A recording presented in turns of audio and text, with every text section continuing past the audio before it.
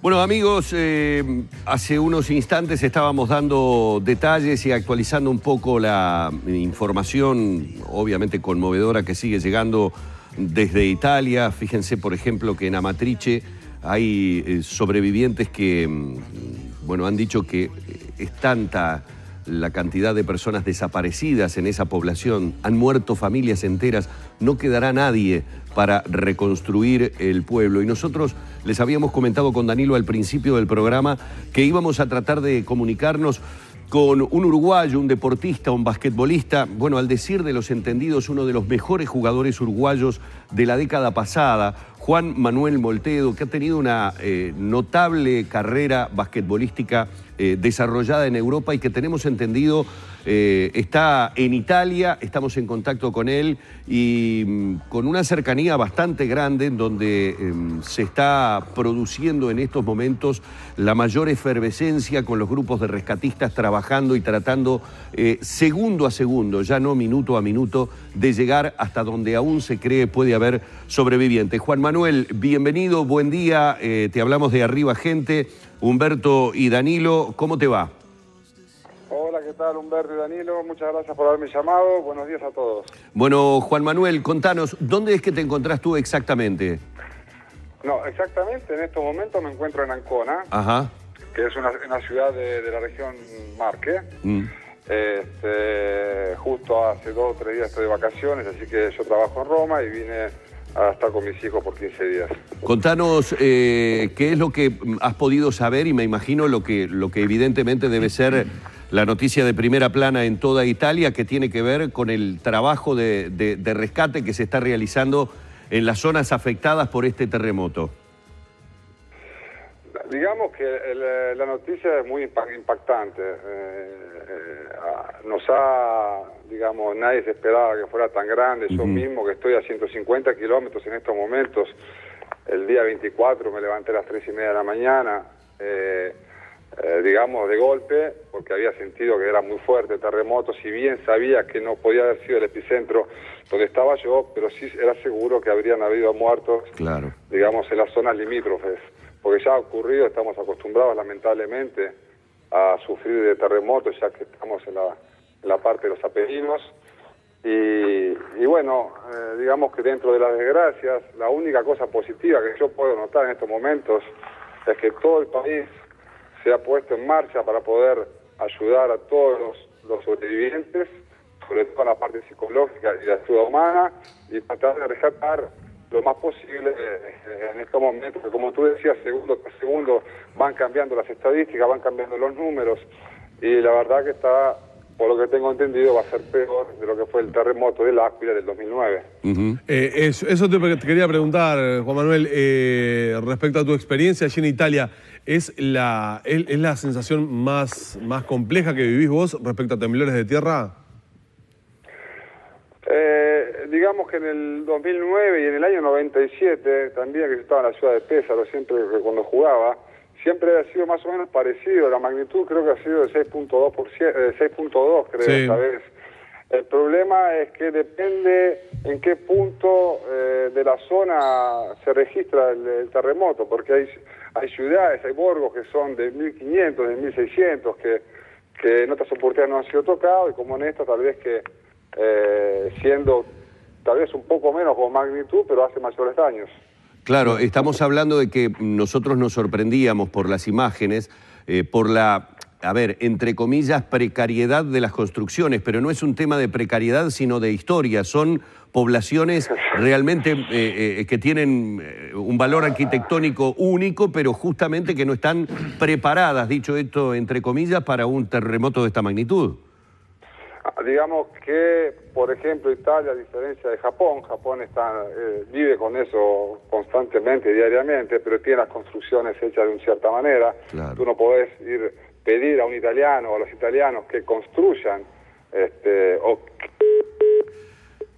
lamentablemente se nos cortó la comunicación con... Claro, pero es bueno Moltedo. El apunte que vos le hacías y que reafirmaba, claro, él, ¿no? El tema de lo histórico de esas construcciones y la poca preparación que tienen justamente esas construcciones para soportar o resistir justamente un sismo de estas características. Uno cuando veía las fotografías anteriores de estas poblaciones, especialmente de Amatrice y de otros lugares, realmente parecían postales históricas. Es que la riqueza de esos lugares justamente es la conservación del patrimonio, ¿no? Entonces en cuanto depende a la construcción. del lugar del epicentro y de que toque o no este tipo de poblaciones que puedan ser arrasadas, como en este caso más de una de las poblaciones que pudimos ver en imágenes, que es tremendo el desastre. Y Juan Manuel bien ponía el ejemplo de Japón, que es un lugar donde habitualmente se registran temblores de tierra, y bueno, las construcciones están pensadas y desarrolladas en función de eso, justamente, ¿no? Bueno, para algunos que recuerdan a Moltego,